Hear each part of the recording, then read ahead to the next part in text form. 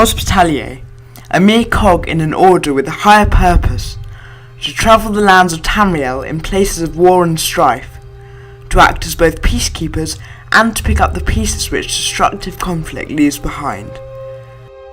The Knights Hospitalier, a primarily mendicant order, was founded in High Rock approximately 300 years before the events of Skyrim took place. Originally founded by the Brittany Pantheon for the purpose of healing and ending conflict, the Knights evolved into an independent body free from the state and religious entities. As his father was a Grand Commander in the Order, one of the highest achievable ranks, the Hospitalier grew up surrounded by its knights and tales of its role in shaping the geopolitical landscape of Tamriel. Therefore, as soon as he became old enough, he began training for the role he would fulfill for the rest of his life. He started training with weighted wooden swords, in order to become accustomed to the weight of a blade. Wielding a sword heavier than he would use in later life ensured that he could keep swinging it for upwards of an hour in the midst of combat without tiring, and was successful in training bouts against his peers, as he was able to use his size and the resulting application of brute force as a means to defeat opponents whose blade work was superior to his own. As a Marshal of the Hospitalier, he would also be expected to be well versed in the art of restoration, despite being part of the military arm of the Knights, and this for him was the most challenging aspect of his training, not being naturally gifted in arcane matters. However, he was able to win through with the utmost perseverance. A couple of weeks after his 19th birthday, the Hospitalier was finally considered worthy to take up the mantle of Marshal of the Order, and began to travel High Rock under the direction of the Grand Master, keeping the peace wherever it was required. Amongst his earliest missions was to protect a small hamlet on the fringe of Glenumbra, which had been plagued by a slew of bandit attacks, these being difficult to police through conventional means owing to the disjointed nature of government in High Rock. He and an older knight lived amongst these villages for 3 weeks, until the thugs returned in order to demand protection money.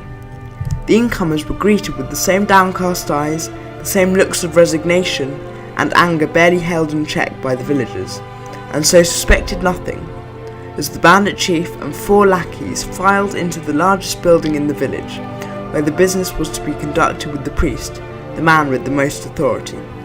Little did they know that the 2 knights were waiting either side of the doorframe, armour off and shields strapped to their backs in preparation for close quarters work, daggers clenched in white-knuckled hands.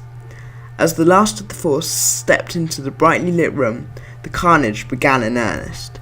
Stepping forward, the older knight took one of the bandits in the small of the back with his blade before any could react, while our build quickly closed the door behind them, eliminating any possibility of escape.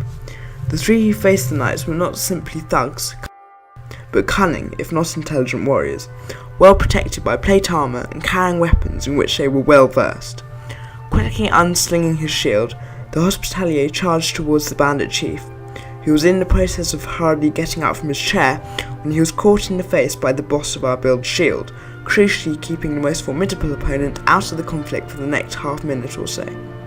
While this was occurring, the elder knight was fending off the frenzied attacks from one of the bandits, whereas the other was attempting unsuccessfully to circle around him and incapacitate him from behind.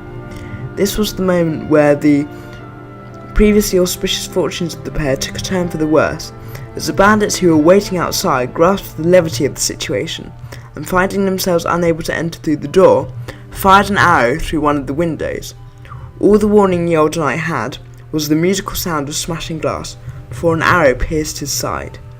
Realising that his mentor would die if he did not act, the Hospitalier charged forward and impaled the bandit, who had his sword raised ready to smite his fallen enemy, through his exposed armpit, one of the few areas not protected by his armour. Swiftly stepping over the body, our build confronted the second adversary, who used the underside of his axe to hook away the shield of our build. Realising that the best defence was offence, he headbutted the bandit, before turning to face the chief once again, stepping out of the way of his first swing before dispatching him as his momentum carried him forward. The battle mist gone from his mind, our build's next thought was for the other knight, who lay on the ground bleeding profusely. Using his restoration magic, our build was able to heal him enough so that he would have time to see one of the Order's myriad doctors, and then left the village, passing the body of the bandit archer who had been set upon by the vengeful villagers.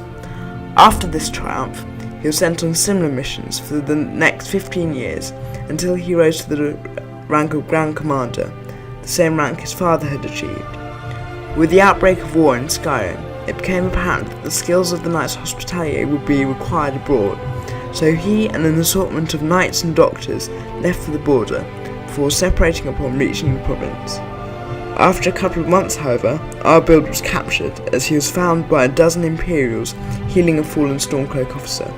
In reality, he would have done the same if it had been an Imperial officer, yet it made no difference. As a result, he was carted off to Helgen to await execution.